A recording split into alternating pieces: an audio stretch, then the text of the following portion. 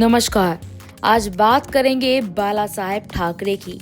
हिंदू हृदय सम्राट बाला साहेब ठाकरे न कभी कोई चुनाव लड़े, न कभी कोई पद लिया, लेकिन सत्ता उनके इशारों पर ही चला करती थी।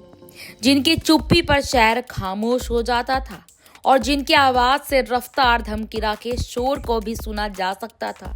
वह कार्टून बनाकर संदेश देते थे शिव सैनिकों के लिए। वो भगवान थे। 60 के दशक में मुंबई के कारोबार पर गुजरातियों का कब्जा था। मराठी के लिए कोई स्कोप नहीं था।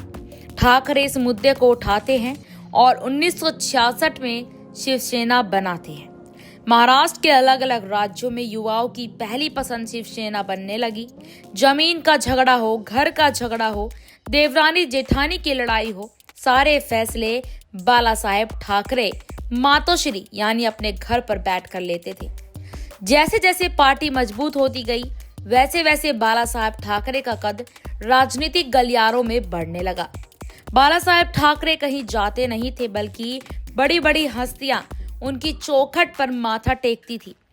1989 के लोकसभा चुनाव में पहली बार बीजेपी और शिवसेना के बीच गठबंधन हुआ।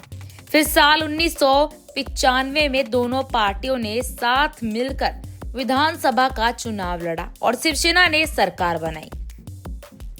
बाला साहेब ठाकरे ने फॉर्मूला दिया था कि जिस पार्टी के पास ज्यादा सीटें होंगी, मुख्यमंत्री उसका ही होगा।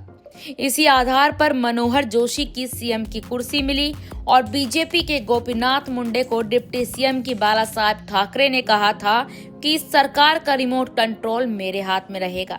मैं जिस तरह से चाहता हूं उस तरह से सरकार को चलाऊंगा। बाला साहेब ठाकरे कभी न रुकने वाले और ना ही किसी के सामने झुकने वाले शख्स थे।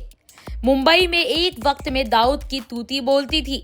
चारों तरफ दाऊद के डर से लोग थर थर कांपते थे, लेकिन ठाकरे ने दाऊद के सिंहासन को हिला दिया।